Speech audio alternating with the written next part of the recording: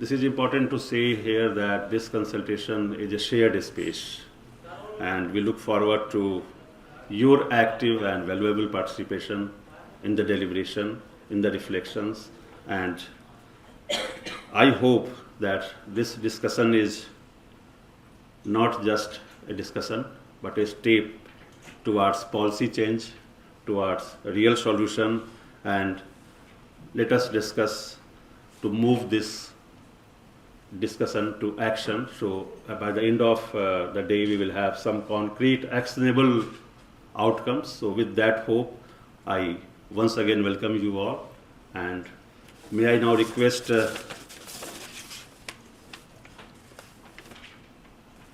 Shalini Sinha ji, you all must be knowing.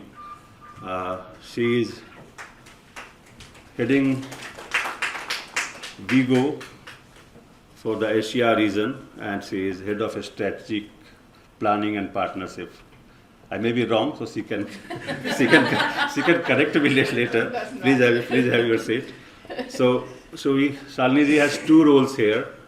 So one role is to also take us to the recommendations and findings of the research that is going to be released. And second role is also to moderate or say facilitate the discussion and reflections on the report presentation. So may I also request Bharti Birla ji to come on the dais. Bharti Birla ji is an international development professional working presently with the International Labour Organization, and she is looking at enterprise development, and she provides technical support to 7 countries, India and its neighboring countries. Welcome, Bharti ji. We also have Vivek Jaiswal, but I think he is not here. He's from NDMA, National Disaster Management Authority, so he may be joining us soon. So I also welcome Mr. Dipender Kapoor ji on the dais. Dipender Kapoor ji is linked with Climate Center for Cities and National Institute of Urban Affairs, NIUA as we all call it. And he is a senior development and WASH expert leading the sanitation capacity building platform at the National Institute of Urban Development. He has worked in leadership positions and national and international development organizations, including heading WaterAid India. So welcome, Dipender ji. We also have Shanti Devi ji. Shanti Devi ji, आपका स्वागत है, आ जाइए मंच पर.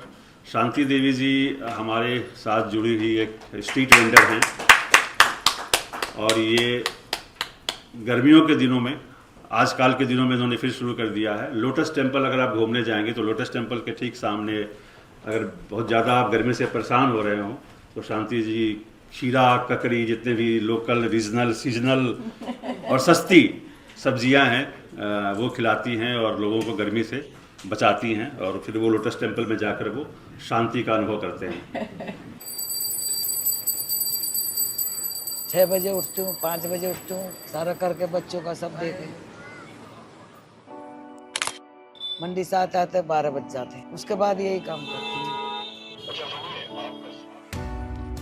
30 साल हो गए मुझे यहाँ इस दुकान को करते. 30 साल सारा माल खराब हो जाता, तरबूज पपीता सारा सड़ जाता, बदबू मार जाता है. गर्मियों में सेकती हूँ बस. अब ये अगस्त के महीने तक चलाऊंगी. भुट्टे करती हूँ ना हवा, इसकी आंख में जाती है ना, फिर जलन हो जाती है आंखों में, इसीलिए चश्मा लगाती है. अब आग के सामने बैठी हूँ, एकदम जीव सा घबराने लग जाता है. पानी पी लेती हूँ. 1 बोतल भर के लाते हैं घर से, ये वाली, ये खत्म हो जाता, फिर यहाँ से लेते पीते. मूल का खरीदते 20 रुपये बोतल. और सुविधाएं तो कुछ भी नहीं है यहाँ. क्या सुविधा है? धूप में बैठे हैं, छाता लगा के. ये 2000 का 1500 से कम का नहीं आ रहा छाता. टॉयलेट दूर है बहुत, वो भी 5 रुपये मांगता है टॉयलेट वाला. गर्मी में पब्लिक निकल नहीं रही है. अब तुम सुबह से आए हो, मैं अभी 50 रुपये का काम करके बैठी हूँ. शाम तक और हो जाएगा ज़्यादा 200-250 के. बारिश होगी तो बारिश में बैठूंगी, गर्मी होगी तो गर्मी में बैठूंगी, सर्दी होगी तो सर्दी में बैठूंगी. बैठा रहने में जवानी में तो करते थे सब कुछ बर्दाश्त, अब नहीं हो रहा ना. मौसम बदलने की वजह से तो कभी घुटनों में दर्द रहता है, कभी कमर दुखती है, दवाई खा के ही जी रहे। तो जो आपकी मदद बने वो कर दो, यही मांग सकती हूँ मैं तो। जैसे मैं छाता ले आऊँ, जैसे रेडी का पहिया टूट रहा है, ये कर रही है सारा कुछ, ये भी कई जगह से टूट रही है, फूट रही है, ये सही कर लूँ। थोड़ा यहाँ के लिए अच्छी थोड़ी और सुविधा कर लूँ, कोई पंखे की, कोई बिजली की, कोई पानी की सुविधा हो जाए मुझे। बच्चों के लिए जी रही हूँ मैं, और बच्चों के लिए ये काम कर रही हूँ। बिना माँ बाप के हैं वो, उनको मुझे बड़ा करना है, होशियार बनाना है उनको।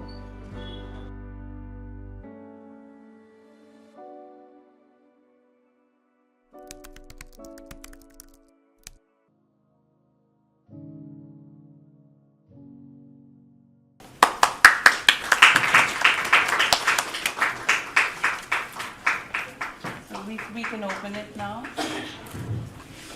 And yes. Shanti ji ऐसे.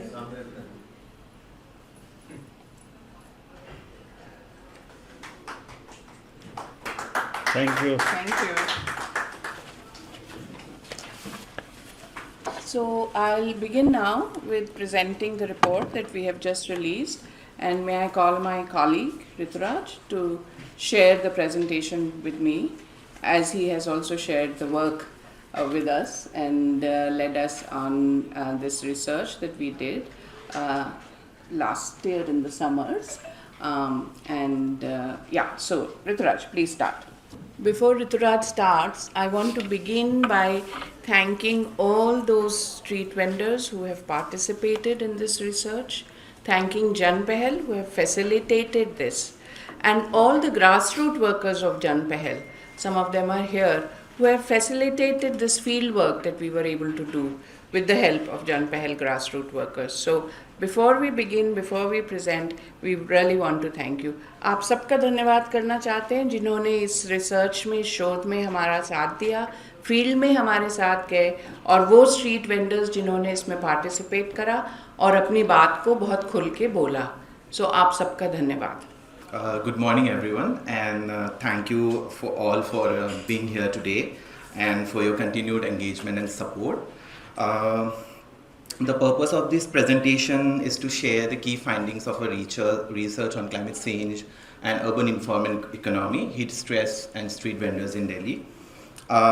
Through this, we hope to provide a clearer picture of how climate-related risks are affecting informal workers and in their everyday lives and livelihood.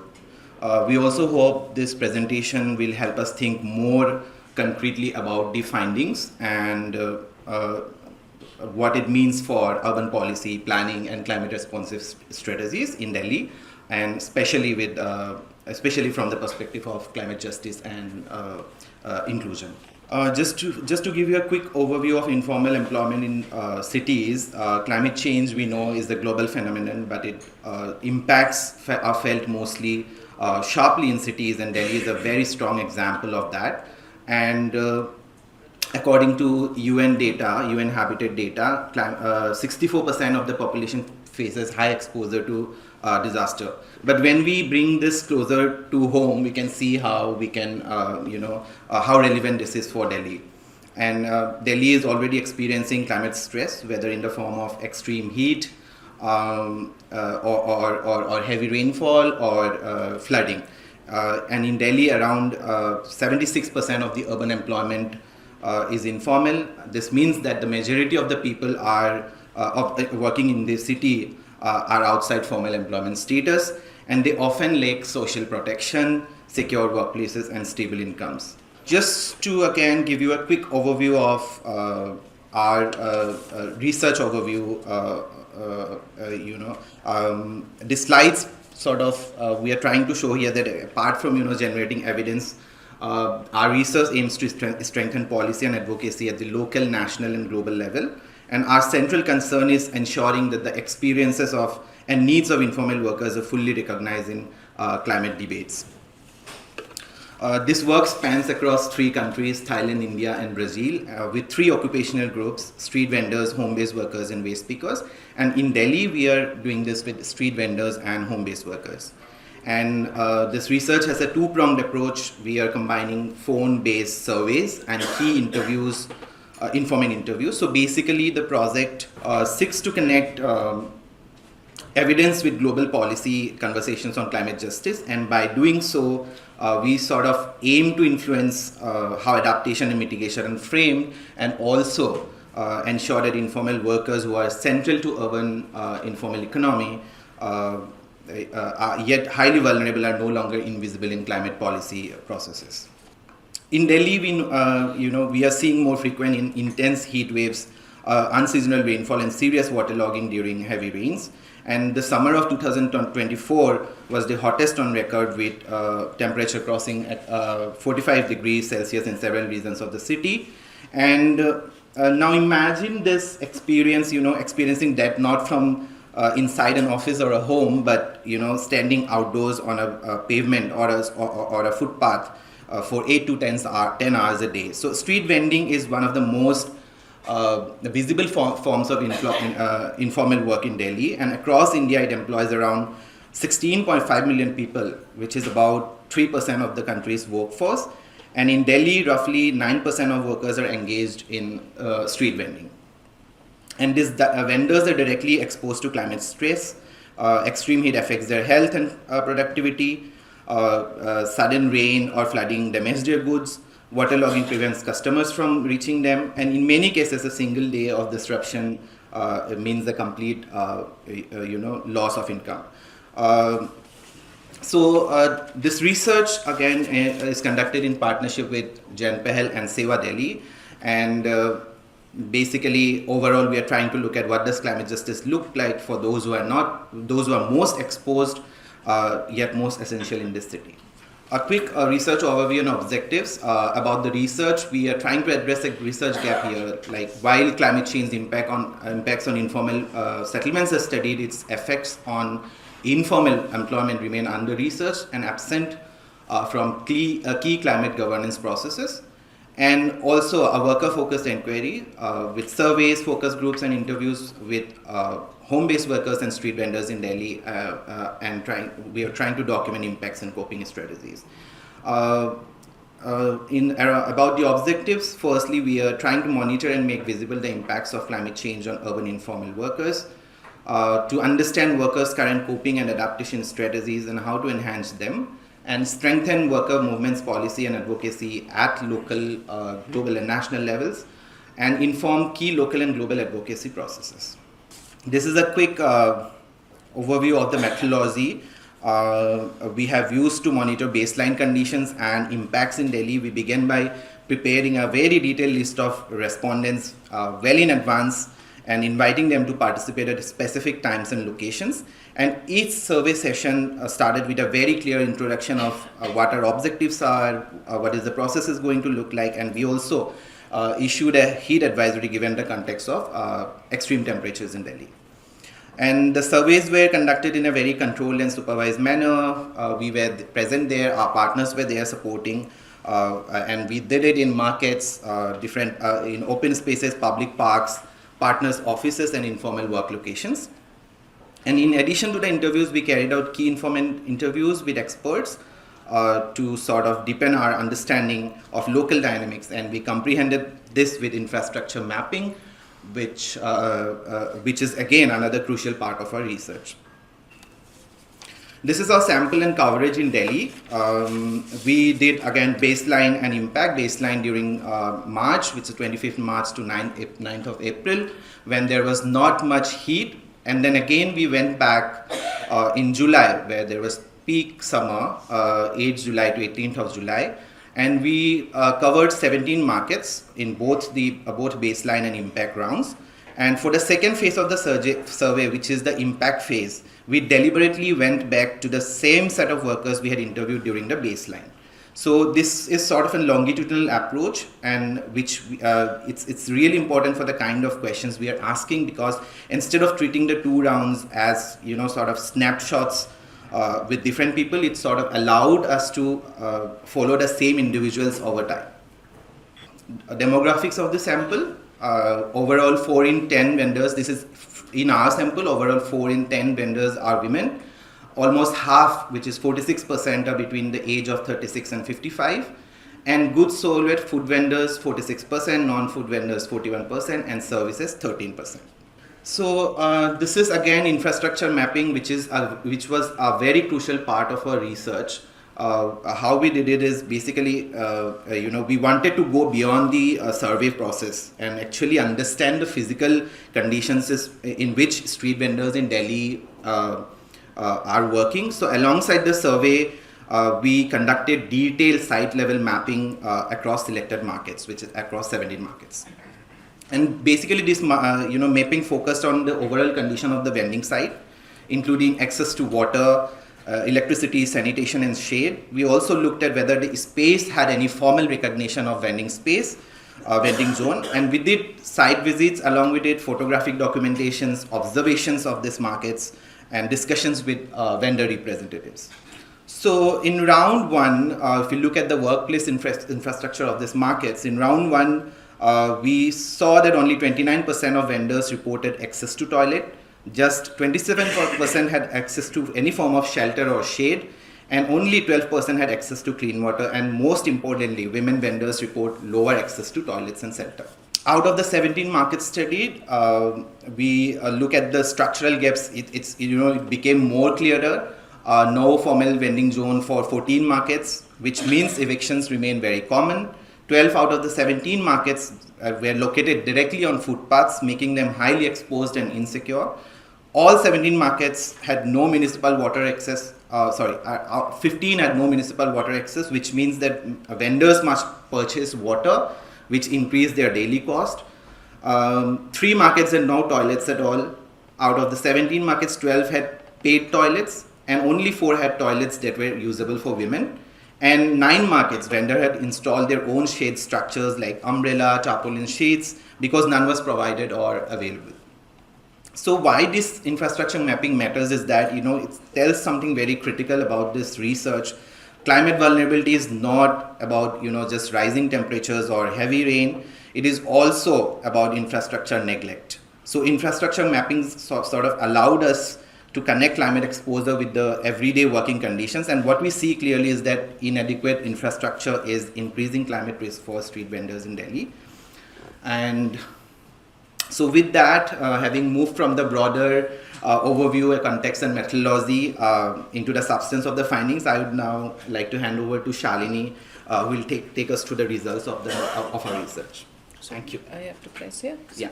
Okay, so again I want to begin by thanking those who participated.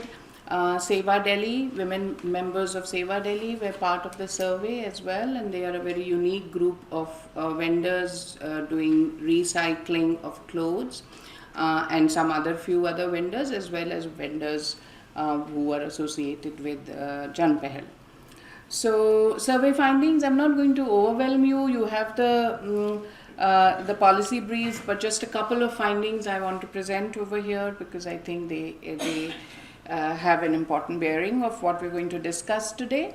Also, just keep in mind the infrastructure mapping that was presented just now. So this is the work conditions in which these vendors are working in when they experience this kind of heat. So this is the workplace, public spaces are their workplaces, and this is the kind of poor public spaces in which they are working with extremely limited infrastructure.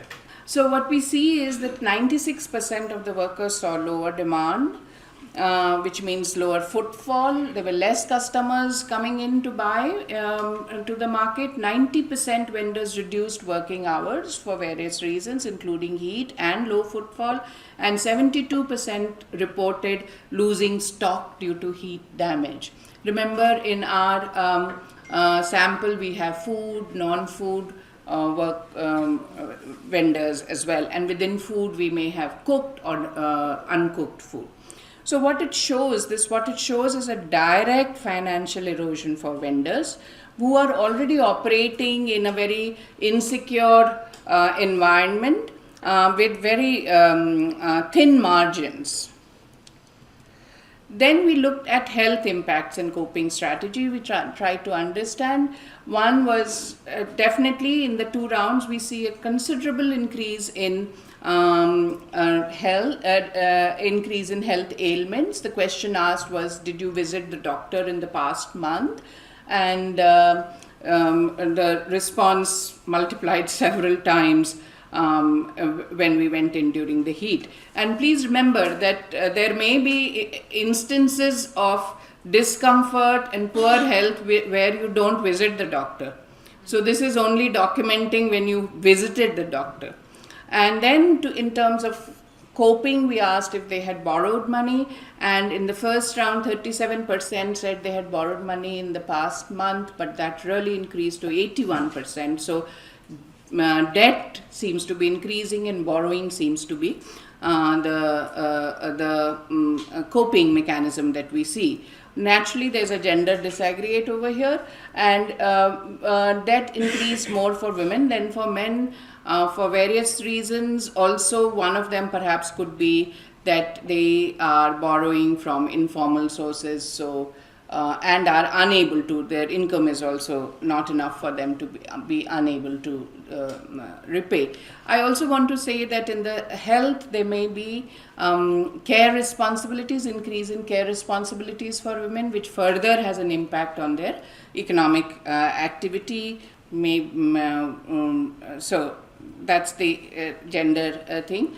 Evictions and harassment were the other questions that we asked.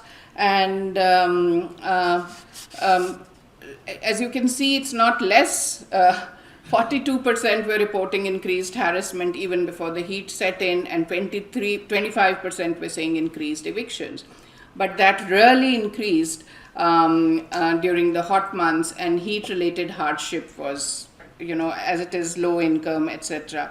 So the financial strain is further sort of dramatized or further exacerbated by the evictions that happen, and do remember that social protection for this group, any kind of protection, is lacking. I'm not going to present here, but we asked one question. We wanted to keep the survey short. We asked one question on whether they had ration cards.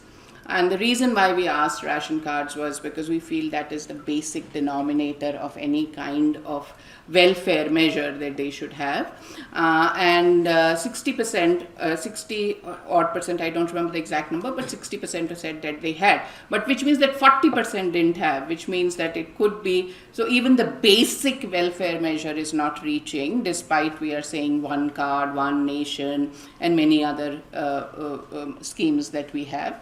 And also, we have seen during COVID times that ration card was one of the ways in which we were able to identify the most vulnerable and also get some support to them. So it just shows a picture of great financial strain and lack of any kind of social protection, and evictions really harshening the impact.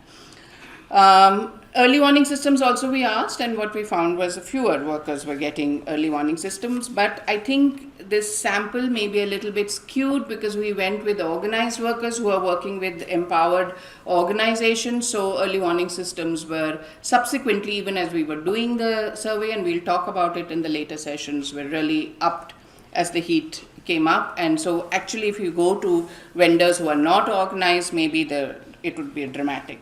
So what we see is the vendors face a web of precarity, informal work, informal place of work, hostile governance, limited social protection, gender inequalities, all of them coming together. And added to it is what Rituraj presented are the infrastructure deficits, and which reinforce these precarity.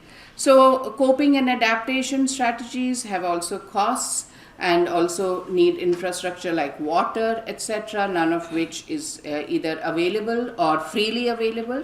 And the costs that the vendor is incurring in coping strategies at an individual or at the market level is never factored into the climate finance discussions that happen. So let me just move to the policy recommendations. So first, we feel that what has come out here is that prioritize urban infrastructure and inclusive governance. So improve basic infrastructure. There are several government schemes which talk about, free water, sanitation, etc. Maybe that is something that can be really targeted for better infrastructure, water, sanitation, electricity, and some of the costs that are incurred by the workers can be reduced. Now, if you remember, if any of us who have been to the market in India, one of the coping strategies that vendors, cooked and uncooked, use is using a lot of water. And using that bori and covering things and all. Now, in the absence of water, and as Shantiji said, she's buying water, drinking water for herself for 20 rupees a bottle. It's really eating into even the coping strategies then become very limited. Harassment and eviction forces you to go to unsafe, very poor places to vend. So infrastructure and provision of services, and then develop inclusive urban planning and policy framework which designs cities, which sees public spaces as places of livelihood, which when talks of climate resilient cities also talks of informal livelihood in public spaces. And none of this is possible if the worker participation is not ensured in these dialogues and design and implementation. In WIEGO, we say the workers, on behalf of the workers, nothing for us without us. And that is the principle that we are also following. I talked a little bit about PDS and government this thing, but basically what came out was that the social security was patchy. So strengthen social security coverage and stabilized incomes, which have a major impact on the workers. One is, of course, that better and portable. Many vendors are migrants. Better and portable protection coverage, new extension of existing schemes, new plans, programs that can be introduced. For instance, income support and extending PDS. So during the heat months, whether the PDS, the government nutritional support can be enhanced or made little targeted towards coping with the heat. Maybe it could include a toolbox for coping with the heat. So very specific recommendations are written there. Income support, acknowledging that it is a loss of income, that it is not just a health crisis, that it is a livelihood crisis, and building, whether it is in terms of some kind of microinsurance or the PM Swanidhi scheme, which gives loan to the vendors. Can it be converted into some kind of a loan, climate loan program? We have to think on that. Innovatively use the existing mechanisms to think of that. And of course, as I said, affordable credit, including climate-linked credit products. And finally, addressing overlapping vulnerabilities. A study shows gender and age is another layer of vulnerability to this group. Policy and engagement, some thoughts. I think the Street Vendor Act is really an empowering legal framework, and here is where we think all of us can come together from labor, urban, climate, is to use this, leverage on this policy framework to design it, design vending zones which are climate resilient. And in the subsequent sessions, we will be presenting models of a climate resilient vending zone for all of us to deliberate on. And then we will also present an advisory on heat for the municipalities, which will also be discussed here.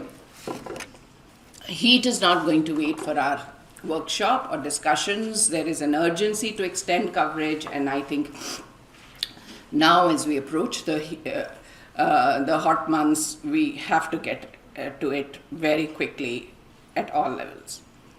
Also some thoughts on how we should go forward. I think the advocacy should be at 3 levels. At the municipal level, NDMA already has an advisory on informal workers, which is a good advisory, but the test of the pudding is in the eating of it. So how is it going to be implemented? That is something that we have to think about as we go forward, build on it. and how to ensure bottom-up adaptation strategies, how to include the voices of the workers. And it's important to do it at the municipal level. We may be talking at the policy level, we may have advisories, but I think at the municipal level, it needs a multi-pronged approach from capacity building to inclusion of workers to SOPs at the municipal level, at the market level, etc. At the city and the national level, I really feel that we need new advocacy spaces and alliances across disciplines. By that I mean not just labor, but labor holding hands with urban and holding hands with climate, with gender. So alliances across disciplines, but also at different scales, worker-led, technical support, so we need an alliance which is looking at comprehensively addressing the issue, which includes both workers and specialists, scientists.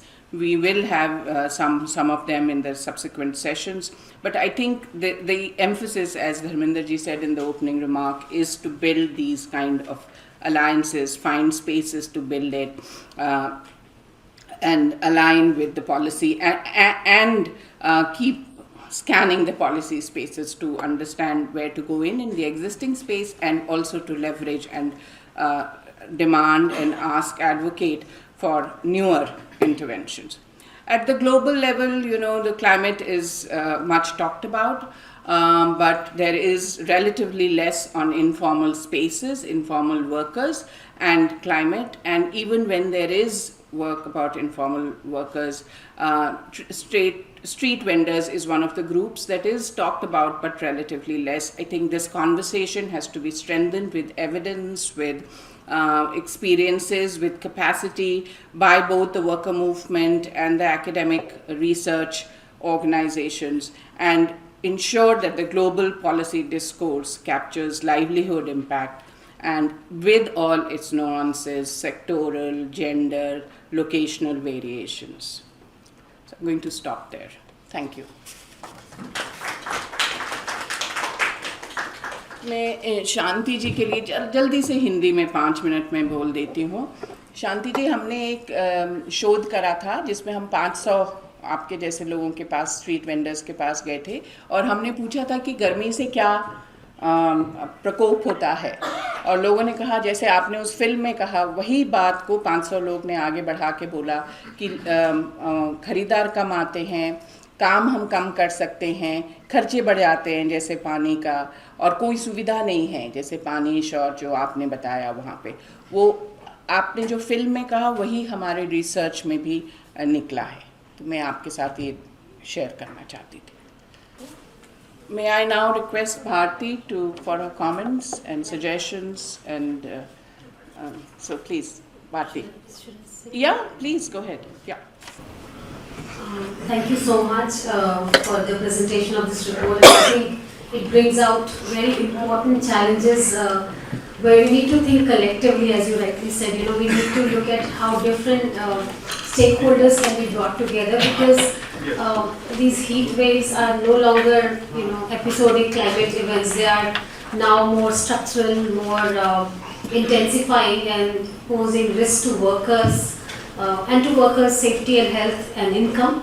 But also we need to understand that, as you said, these street vendors are selling food, they are selling products, they are selling services, and if you really closely look at who are the purchaser of these services, food items, they are other informal workers, or there are workers who are working in enterprises nearby or in construction sites. So it's not just about the workers, street vendors, but who they are also serving. The entire supply chain of labor is dependent on the street vendors and also the local community. So it's a question where we need to look at the entire labor market together to be able to actually ensure that the people who are really working at the lowest bottom of the pyramid and who are forming part of this important chain, which other workers, other informal workers, other workers who are low paid, as well as local enterprises, local businesses, they are using these services, and of course the local communities. When we look at from the ILO perspective, the issue of occupational heat stress falls under occupational health and safety obligations, and all of you must be aware that in June 2022, right to safe and healthy working environment became a fundamental right. What it really means is that even when countries have not ratified the ILO conventions related to occupational health and safety, they still have a moral and ethical responsibility to actually provide incremental support to all workers, including the informal workers. So this was not a core labor right earlier, but now it's part of what we call as fundamental right. So India, also being a member of the ILO, has to actually implement occupational health and safety for all workers, whether they are covered by an employment relationship or not, and whether they have a particular law related to health and safety for informal workers or not. It's still the obligation of the member countries of the ILO to do that. And there are two ILO conventions which fall under this, occupational health and safety core conventions. Every core labor right has two core conventions. So one is Convention 155, where it talks about the responsibility of the employers. Now, many times street vendors are also being employed by other contractors, or other, where the owner of the goods can be someone else, and a worker who's paid on daily wage or piece rate wage would be actually selling the product. So in that case, C155, which is the role of the employer, is important, which talks about what the employer needs to do. But then there is another convention, which is Convention 187, which talks about national preventive safety and health culture and continual improvement through national policies, systems and programs. Now, unfortunately, this Convention 187 is still not ratified by India, but many countries also, they focus more on industry, more on sectors which are more visible, but forget about the informal workers, forget about, workers who are working from their homes, who are invisible or very visible workers, as Charlie was saying, the street vendors. So when we work on national policies on occupational health and safety, which falls under C15 or C187, we need to look at how do we address issues of informal worker through the national policies, through the national systems and programs to accommodate the needs of all workers.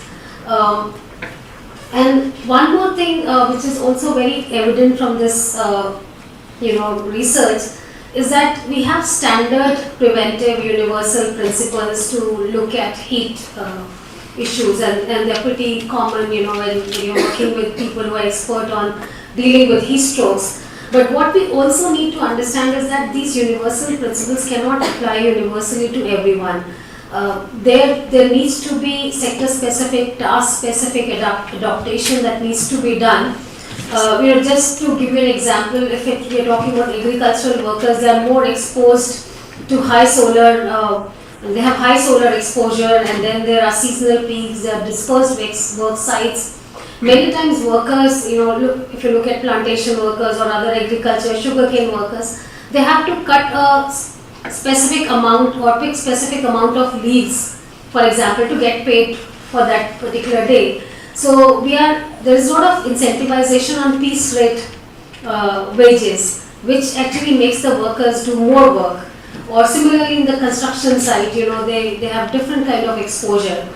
And when we look at street vendors, specifically, the example that was being brought here, that there are no toilets, there are no shades. The simplest coping mechanism, which is drinking water, is expensive. Now, even if I drink water, I need to use the toilet, and if there is no toilet, then the simple thing that I as a woman would do, not to drink water. So if you actually see, the reports of the ILO and WHO on heat strokes, you will find that kidney diseases are one of the most prominent diseases because of heat. And most of the time, heat warnings are given during heat wave period. But if you actually see the data, it is actually exhaustion due to excessive heat over a continuous period of time, which is more dangerous than the heat wave period itself. So many times workers are exposed, if they're cooking on the street with a tandoor and they're continuously exposed to continuous heat, they will have more challenges and problems compared to workers only exposed during the heat wave period, where warnings are also issued. So we need to look at both the things together. Heat waves are important, peaks are important, but exposure to excessive heat is also important. And especially from the perspective of gender, you were talking about gender and age. If you look at women, the women have higher percentage of body fat and they have lower aerobic fitness, which basically means that their body temperature rises much more quickly than men and tends to stay higher, which causes more damage.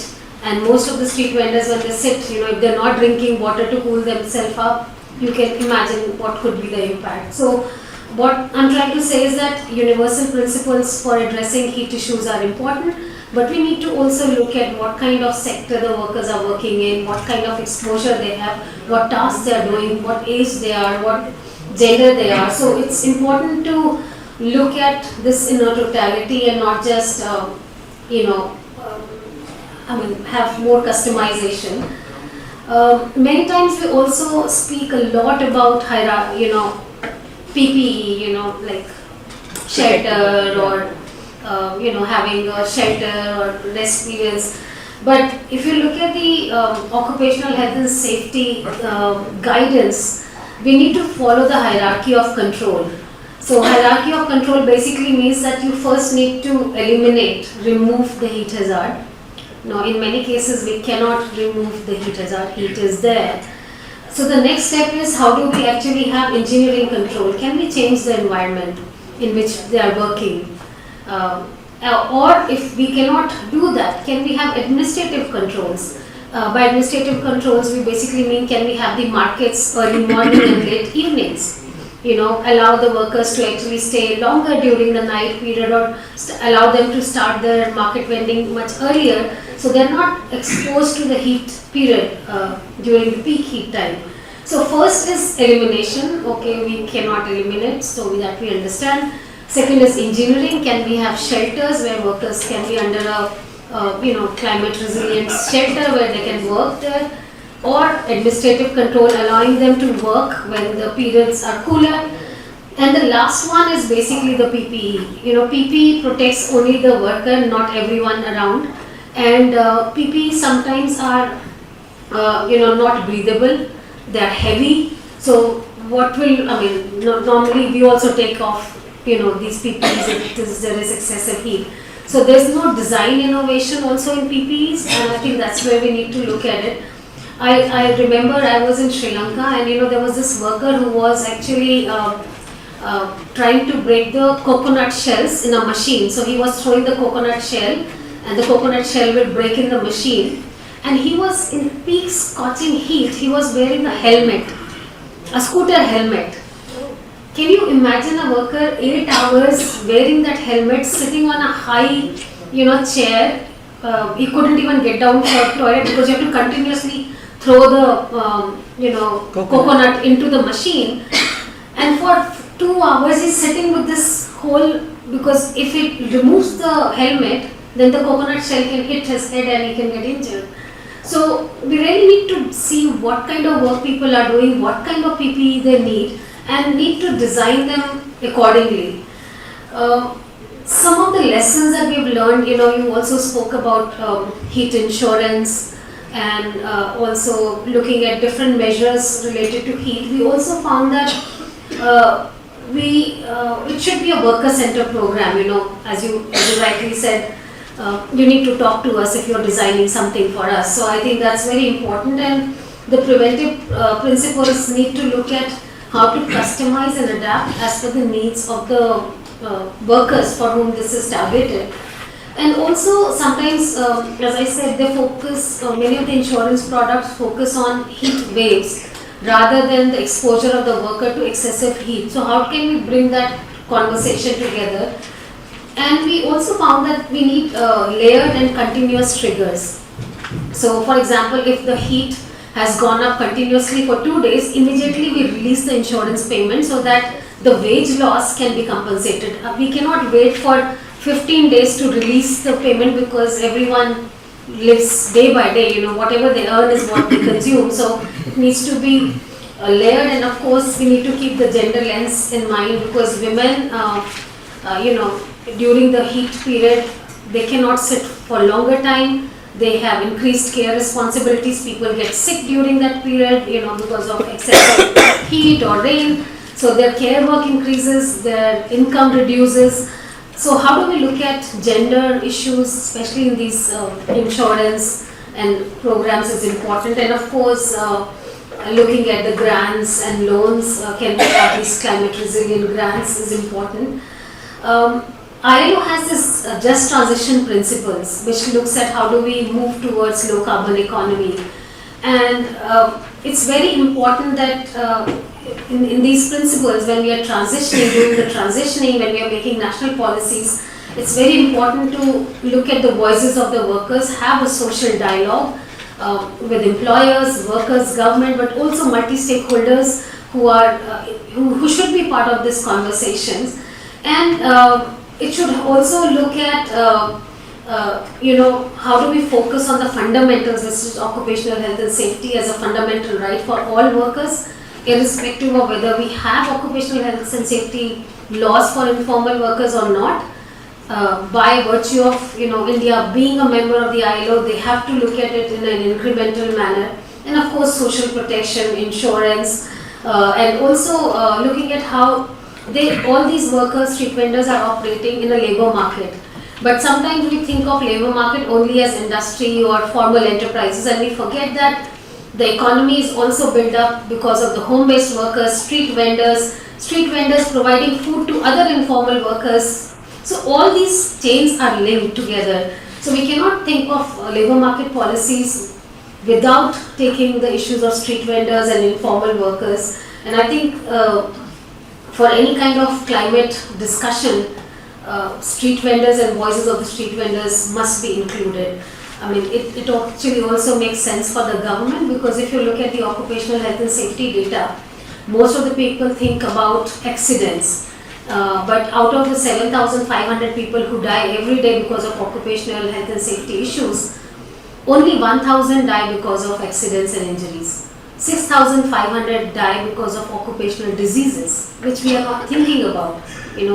The things that we are talking today is all occupational diseases where countries don't even have a mechanism to actually record it, because once you record it, you can also think of preventive strategies. And I think we need to structure our conversation around that. So that will reduce our public expenditure and also, save 4% of our GDP, which can be used for social protection.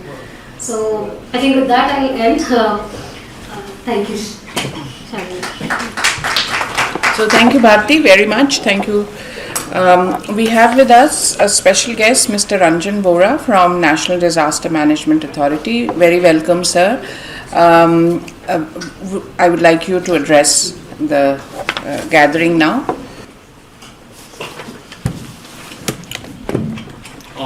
Good morning to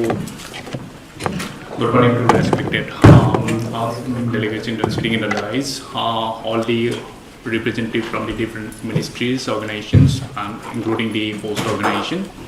I am Ranjan Bora on behalf of National Disaster Management Authority. Actually, my director was supposed to be here, but due to some urgency, I am just replacement of my director. Looking into the subject of street vendors and the climate justice, it seems to be quite impressive sort of an initiative as an organizations like CSO. I'll just give you a few of the highlights what National Disaster Management Authority, looking into this particular hazard, is a slow onset of disaster, and how NDM is taking this agenda is one of the important agenda across India, and also liaison with many of the international organizations like there are organizations like GIZ who's also working in this sector, and as like ILO has already been there in support of the policy level support at the government level. In NDMA, we have taken heat as one of the hazard in terms of the mitigation planning. There are different verticals within NDMA. many of the projects, including the issues like urban flood, heat, extreme heat event, that has been dealt by the one of the division, that's mitigation. So government has already taken heat as one of the important agenda to carry forward all the perspective in terms of the planning process, including the development projects. Now coming into the structural initiative, what have been initiated by NDMA, probably some of the CSOs also been involved by the districts and the states. One of the foremost initiative we have started since last year, like we have 23 states which seems to be quite vulnerable in terms of the including the heat hazard. So that's one of the steps we have taken out at state and the district level, because there are different layers of policy level interventions within the state and the district. So we started with the implementation of the heat action plan. This is one of the important area. Probably when we talk about the heat action plan, again, it's a decentralized process, like starting from the grassroots to coming up the national and the state level. So where I see the organizations like you and probably you have a greater role to play. When we talk about a plan, we need to have comprehensive and integrated plan. So that is the first. I'll suggest as a part of looking at the policy perspective. I'll request whoever in terms of the involvement at this particular agenda, probably at the districts and the grass, you try to involve with the district administration, because heat action plan is a dynamic process. It has to be done annually. So there's a lot of scope within the organizations to raise some of the interdisciplinary issues. Like this is a very critical subject. We talk about a section of a vulnerable community, that's a street vendor, right? So they come from a different periphery of the society, like there is multiple stakeholders, including the urban development department, there are other departments like social justice and social welfare, right? These are the crucial department. Probably we need to be very comprehensive. When you make a policy at the districts, in terms of the action plan, which has to be very categorically specified, like in terms of the gig workers who work in those scenarios. Probably we have to look at the perspective in terms of the heat rising, right? There are cities like Delhi. In fact, we have a pilot project under the support from GIZ. That's a project called Increase. We're coming out a very comprehensive planning in terms of the Delhi heat action plan, looking into the very specific category. There is structural mitigation plan, there are non-structural mitigation plan. We're also talking about some of the structural mitigation like cool roof planning, right? So these are the adaptations being started. So I think there's a lot of coordination effort need at a district level when we talk about a very specific category of the street vendor. Again, that's a sustainability. There's a component of how to be sustained those their effort, right? When the heat is rising at the temperature of 45 and beyond, probably it's a very difficult scenario, right? It's a global event, right? If you look at the European context, also probably UK also have a similar problem in the recent days. Rising temperature of 1 and 2 degrees higher. That's also lead to another secondary hazard. When something goes in a heat, probably there are new emerging challenges like urban flood, right? So there are other consequences. Cities are also having a heat problem. They have the other problem like humidity. It's also a consequence of other heat related physical threats. So these are the emerging challenges. Probably we have to deep dive into the challenges very contextually in the region, in the very specific micro planning level in terms of the planning process. Starting with the heat action plan, we tried to do it at 23 states across Plan India. That has been started since last 2.5 years.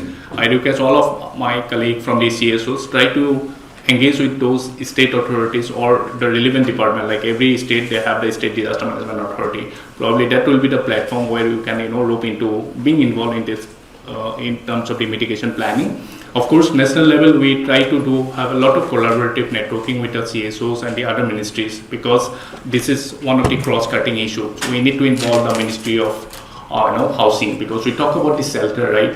When the workers like street vendor, they go for their livelihood in terms of the undefined area, probably in a heat resourcing of around 47 or 48, and we need to have some structural retrofitting in those localities. So these are the critical areas we need to be really deep down into the planning process.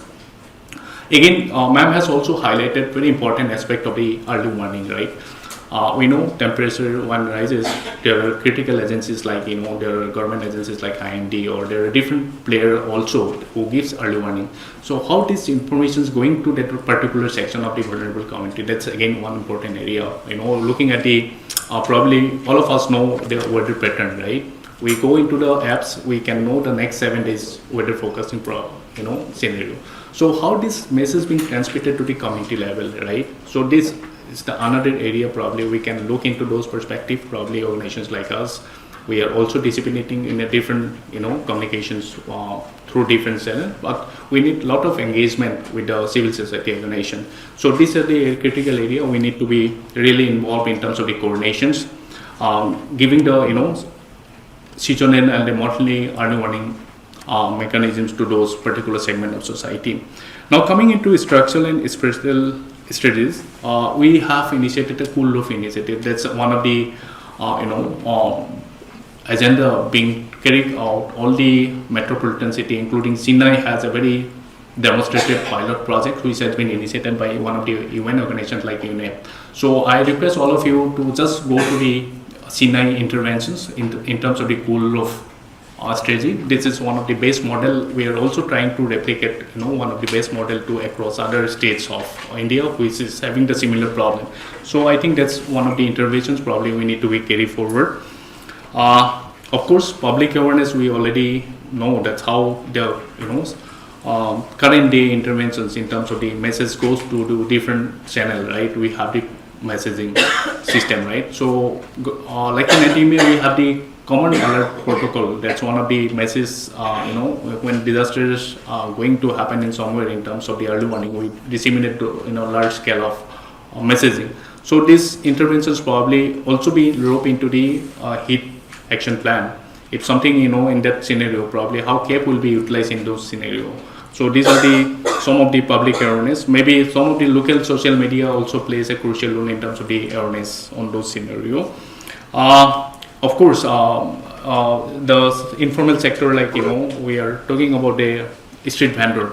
So how this sector, in terms of a specific guideline, can be developed both at a national level or maybe in a very crucial, like there are other ministries. So we need to be look at the SOP, right? We need to be a very specific guideline to reduce that sort of an impact to the, especially the street vendors. So this is the area I probably, because you have been working very closely with those scenarios, right? We need to build up those learning and need to have a very comprehensive SOP.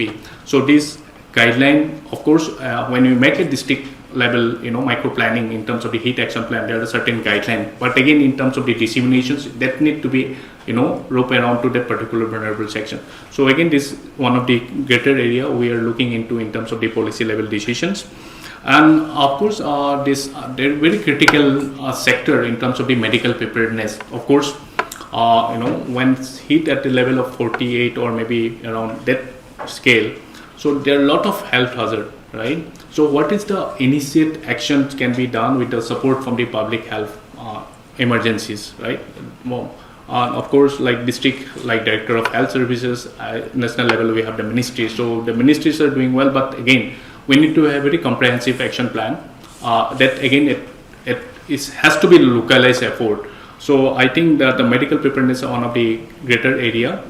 At the NDMA level, we are looking at a very comprehensive, inclusive plan preparations in terms of the National Heat Action Plan. Now coming into very specific research study, I just wanted to give you some of the important aspect of this issue. There is an institution called Postman Research Institute, and there is an Indian agency, Center for Social and Economic Progress, CSFP. I think they are doing a tremendous job in terms of the looking at the double grants of the heat action. India is again rising scenario in terms of the other hazard, including we have the glacial lake because it's happening because of the climate change, right?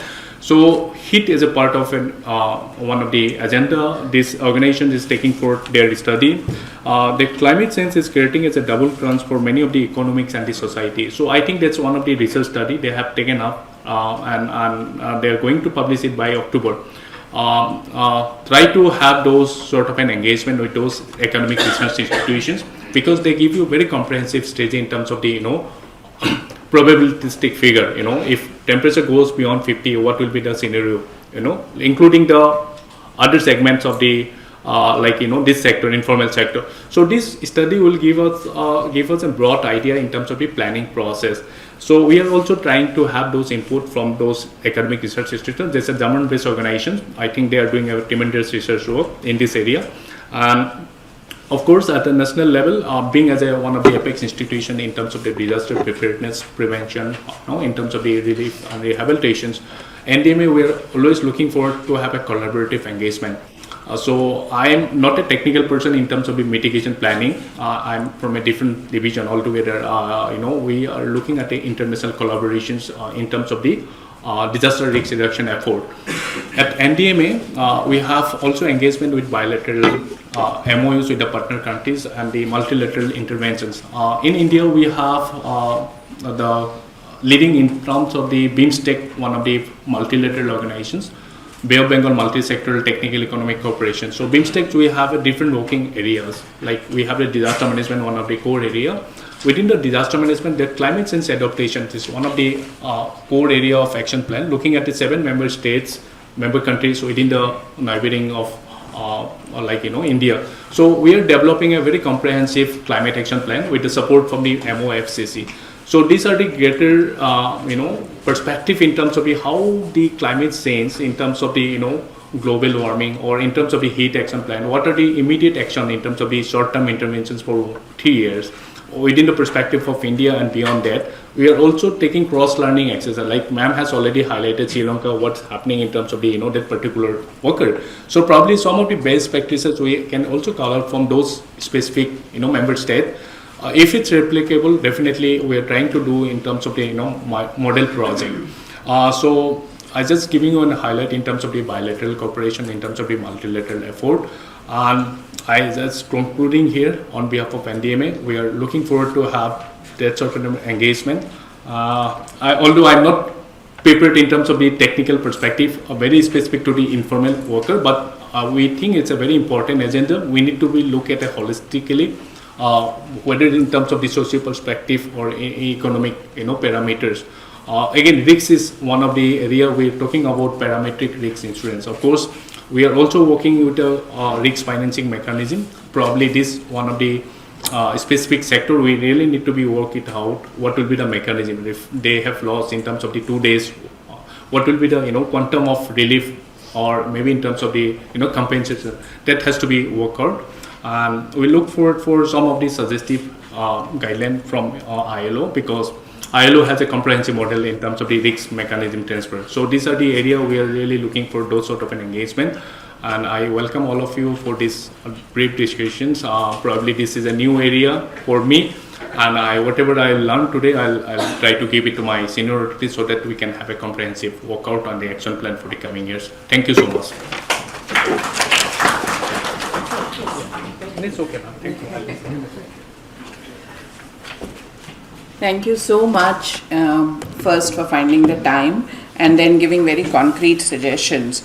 And as we move towards the hot months, I think there were some 2-3 issues that, with your permission, we could continue to dialogue with you, including, whether it's dissemination of early warning systems or medical preparedness at the local level, because the heat will come. And the structural retrofitting, when you're thinking of structural retrofitting, cool roofs, cool stations, maybe markets could be something. We are happy to produce SOP, we are happy to collaborate for dissemination, and we will be seeking your appointment with the recommendations that comes out of this deliberation. So thank you again very much for finding the time. And now may I invite Mr. Dipender Kapoor from NIUA to give his comments. Thank you, Shalini, and also everyone in the audience, as well as NDMA who is there. From NIUA, which is the National Institute of Urban Affairs, we work with the ministry, we are part of the ministry. And for me, this is important because last year I had attended another WIEGO event on domestic workers. I think it was home-based workers. So that was also on heat, and the idea was that how do we look at heat for workers. Now we are talking about vendors in this case, and the perspective is usually missing. So for example, I come from the water background, so I can understand heat and water quite well. And as a researcher, I have done myself led studies. We did one big study in Sangam Vihar in Delhi, where we highlighted actually water waste, stormwater is it's like a city within a city, and you have to deal with it in a different way by reimagining Delhi's water supply, not by trying to do retrofitting and fixing. Why I'm saying this here is because I think something like that has to also be done with heat. NIUA and the ministry fortunately has now in the last, in fact just 10 days back, initiated work on urban heat. And there is the climate cell. Isha Kalia was supposed to be here, she could not come, but an initiative has been started for 12 cities to look at heat resilient initiatives. It's like a pilot project for 12 cities. If it works, it maybe get scaled up to 100 cities. And we have 2 summers, this summer and the next summer, to work on this. And therefore, from NIUA, we were also hunting for information, ideas, what needs to be done, how it can be done.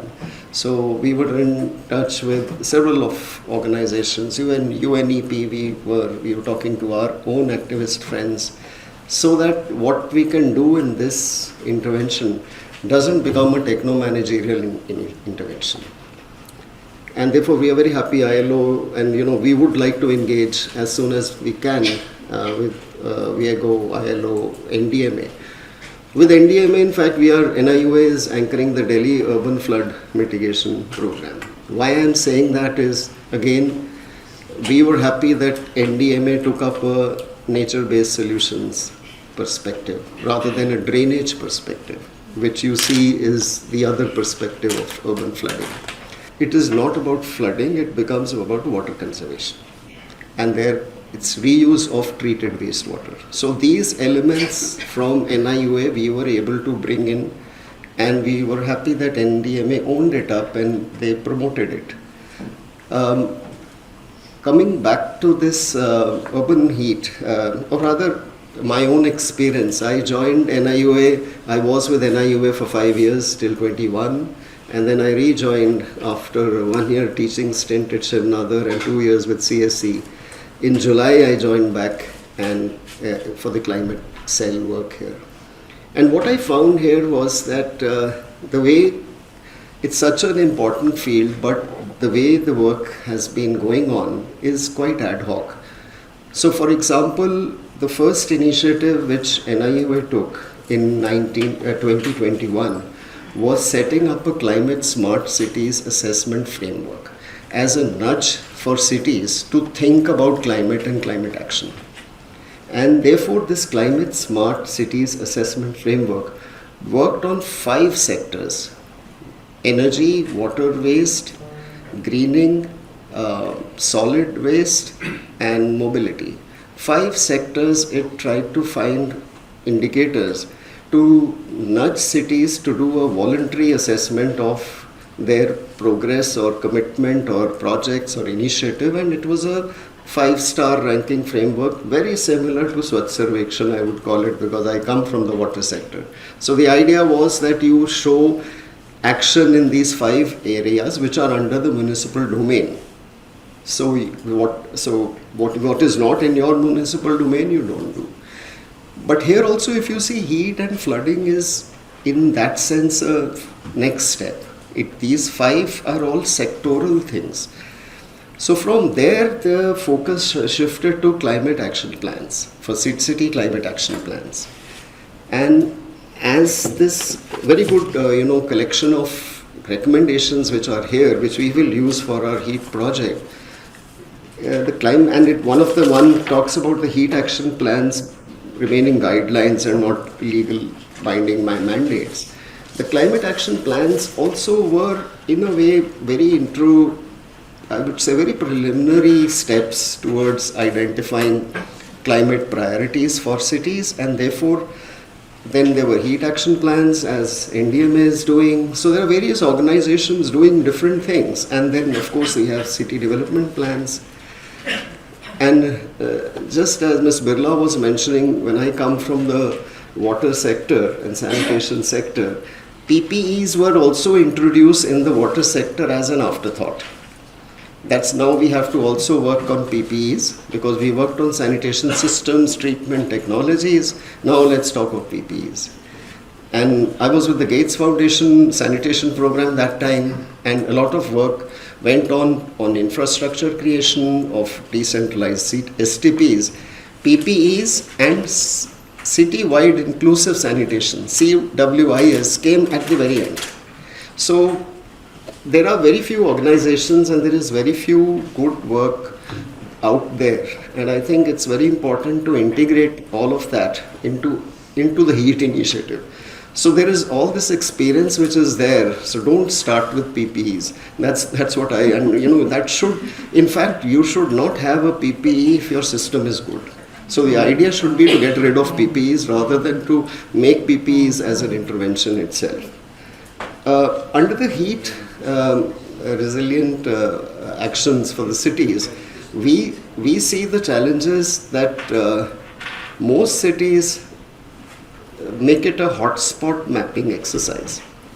So when we were talking to people, and even our own team was, lost in this issue of what to do, where to start from. So level of detail 1, level of detail 2, and Aarti is here. So we were all, grappling with this issue that if you have to do a heat assessment for a city, what you should do, and how much you should invest in a IT-based, a satellite-based system, and how much it should be based on ground truthing.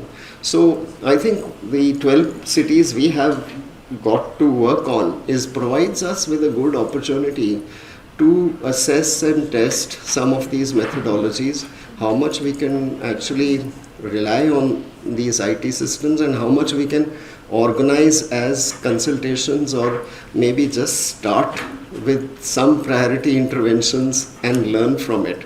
And those priority interventions should therefore look at people and livelihoods rather than look at interventions per se. For example, it's very tempting to work on lake rejuvenation. And I again come from the water side, so it's very easy, you can say, and you can spend a lot of money doing all that work.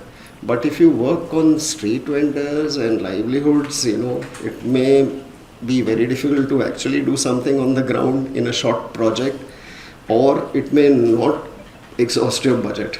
So both the things are very real, and for people like us who've spent about now nearly 35 years in this field, we know from our experience that good work will always be challenging to do. And just to end by saying that all these points are really very relevant for us. We are taking them with us, and we will try to incorporate it in our work. And we will try our best to ensure that our program doesn't become a techno-managerial intervention and just doing a set of projects and ending with a report that normally happens. And we would really welcome an opportunity and to interact with and learn from everyone. When I was looking, so in our Climate Center for Cities, one of the first things I've done in the last 6 months is we said, okay, let's come out with 3 or 4 good orientation modules, because where do you start from? So there is enough data and everywhere. So my team was telling me, let's work on adaptation, let's not work on mitigation, because mitigation mein kuch hota hi nahi hai. So, and there is no work actually in mitigation. So, but we said, no, let's talk about mitigation, because climate change is about mitigation. Adaptation, we have lost the battle. We are just trying to survive in that case. So the first module we worked on was adaptation and the climate science and mitigation, climate science and mitigation. So therefore, that is something I think which is very important. Even if we work on heat as a thing, we should talk about mitigation. Without that, it will not work. Second one in adaptation is where we were talking of vulnerability and what adaptation, where to work. So I think there heat and flooding don't feature in so prominently. What features is projects. So that's a very seducing kind of way to go. So we had a consultation in July on our program and initiatives where there was the session on climate finance is very popular with donor, and it ends up becoming projects. And again, people and heat and flooding are somewhere lost because they are not projects in this case.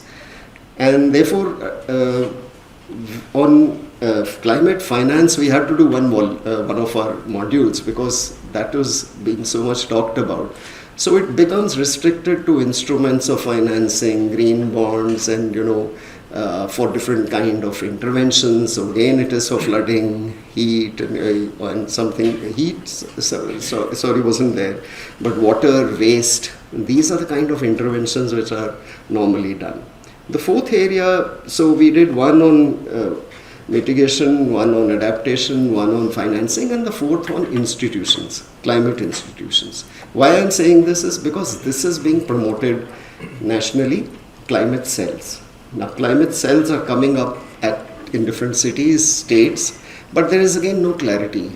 Where will they be housed? What will be their structure? What would be their mandate? So everything is just open in terms of a climate center or a climate cell. So for example, Bangalore has a climate cell focused on lakes and water bodies because that is their challenge. Bombay has one on flooding because that is their major challenge. But I have yet to see a climate cell on heat in any city which is focused on that, and there are so many cities facing that challenge. So these are good inputs for NIUA also from here, that when we engage in all this and we are able to influence or make a 10% improvement in what is coming to us in this. Thank you so much for this opportunity. Thank you so much for sharing your perspective and also for identifying opportunities for knowledge sharing. So we would be very willing to share or whatever experience we have within India and globally. Now I want to invite Shanti Devi. Shanti Devi, आपसे अनुरोध है कि आप आके 2 शब्द वहाँ से भी बोल सकते हैं और गर्मी के प्रकोप से आपके काम पे क्या मुश्किलें आती हैं उसके बारे में, और क्या आपकी मांग है, आप क्या चाहती हैं सरकार से, अपनी संस्था से, इस शहर से, उसके बारे में बोलिए. इधर से बोलेंगे, यहाँ आएंगी. बोल आ रही. मैं शांति देवी बोल रही हूँ, फोटो लगाती हूँ. ये परेशानी आती रहती है. कभी पानी की परेशानी, कभी पुलिस की परेशानी, कभी बिजली की परेशानी, कभी कमेटी की परेशानी.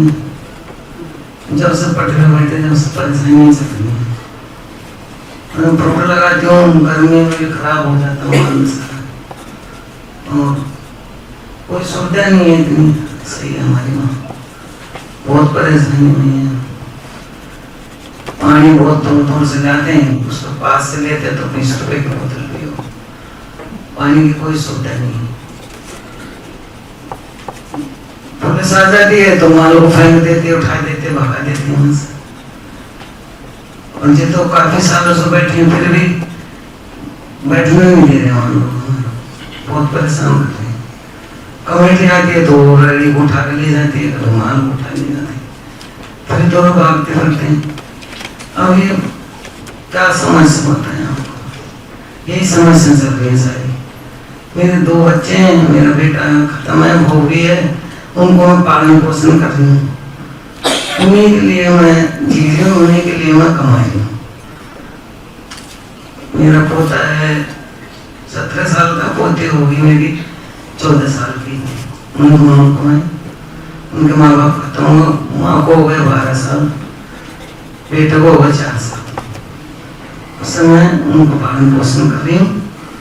और मैं यही करना चाहती हूँ, बस हमारे कोई सुविधा नहीं है, ना पानी की सुविधा है, ना कोई छाए की सुविधा है।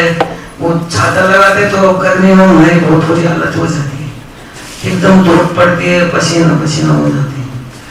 कोई छाए की सुविधा नहीं है, कोई सुविधा है नहीं वहाँ से। परेशानी परेशानी आ रही है। मैंने दोनों बच्चों की जिम्मेदारी उठाई हूँ, उनको कैसे पालन पोषण करूँगी, क्या करूँ, इसलिए लगा रही हूँ, धूप में मार रही हूँ, तप रही हूँ, आग में भी, जैसा मौसम होता है उसी में रहती हूँ। बारिश में भी लगाती हूँ, धूप में भी लगाती हूँ, ठंड में भी लगाती हूँ, गर्मी में भी लगाती हूँ। शांति जी, आप क्या चाहेंगे गर्मी के समय में, किस तरह की सुविधा आप चाहेंगी? गर्मी में सुविधा ही चाहते हैं, कहीं छाता बढ़िया सा मिला है, सब ठंडक मिला है, कहीं और अच्छी जगह कोई पेड़ पौधे कोई लगाने वाला नहीं है वहाँ, तो वो छाए में बैठे हैं, कोई सुविधा कुछ भी नहीं है। मांग तो मेरी क्या, मेरे बच्चों की उम्मीद है, बस मेरे बच्चे कामयाब हो जाए, पढ़ लिख के, और मैं मांग क्या करनी है आपसे, कोई ऐसी मेरी मांग नहीं है। आपकी मर्जी है, जो भी मदद करना चाहते हो कर सकते हो, मैं अपने मुंह से कुछ नहीं बोल सकता। बच्चों के लिए कर रही हूँ और मेरे को कुछ नहीं चाहिए। Okay, thank you. मैंने अपनी जिंदगी जी ली, बच्चों के लिए जी रही हूँ, क्योंकि मेरे बच्चों का भी कोई सहारा नहीं है, अभी छोटे कम उम्र के बच्चे हैं, मेरे अलावा उनका कोई नहीं है। धन्यवाद शांति जी, कुछ और कहना चाहेंगे? और अब कुछ नहीं कहना चाहती, क्या कहना चाहूँगी, मैंने बोल दिया आपको। अच्छा, मैं अंग्रेजी में सबको बता दूं आपने जो बोला?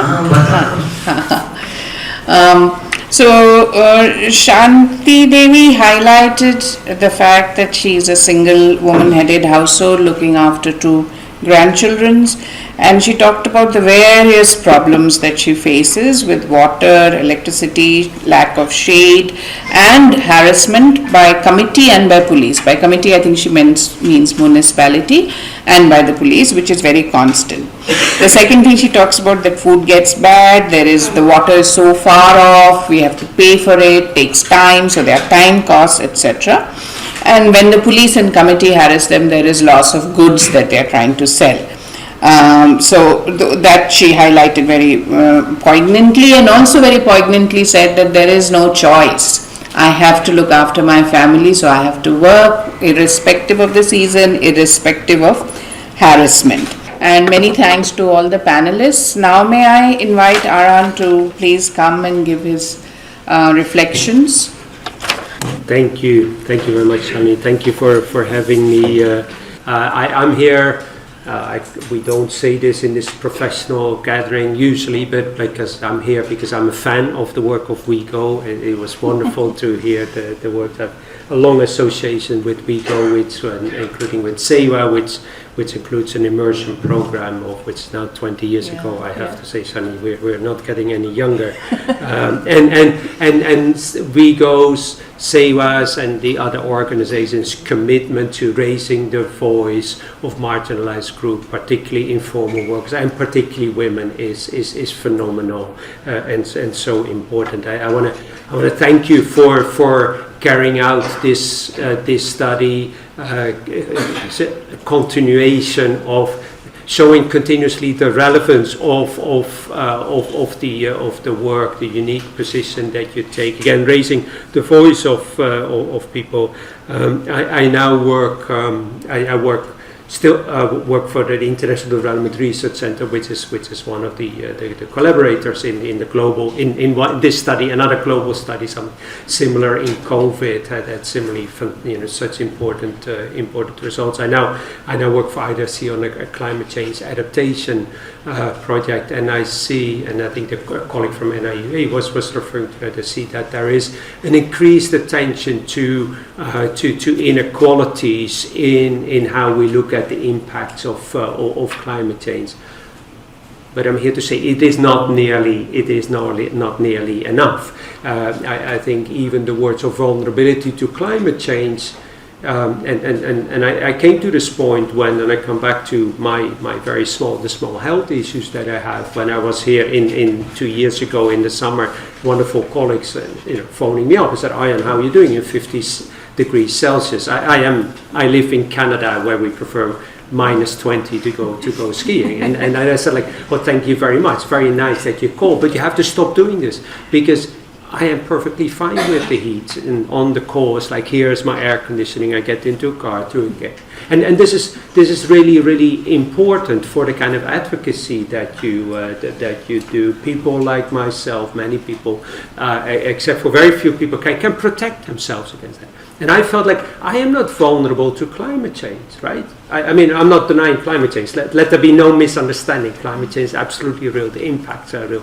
But I am not vulnerable to climate change. I can protect myself from the impacts of climate change. So marginalized groups, 80% of people in India working in the informal sector. Now, of course, they're vulnerable to climate change, but they're primarily vulnerable to the lack of institutions that is supposed to protect them from the impacts of climate change. That's a very long sentence, but to think how we think about vulnerability is really important. And again, that's where Shalini, your work is so important, because you highlight that specific voice, and as you say, there's no solutions for women without the women. This continues to be very important. I see that in the international debate, and I think it's absolutely critical to all the policy responses that we see. We're coming back to who feels the impact and who doesn't.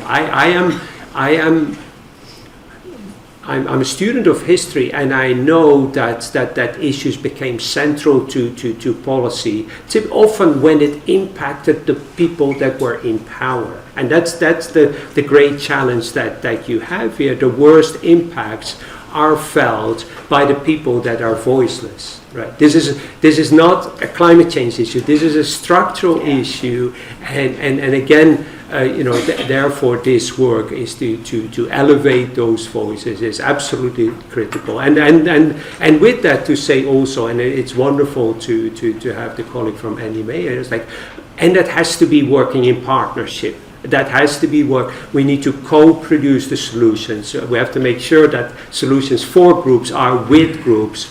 But they are about urban services and the fact that, we see that in our program around the world, we see local authorities that do know about the problem.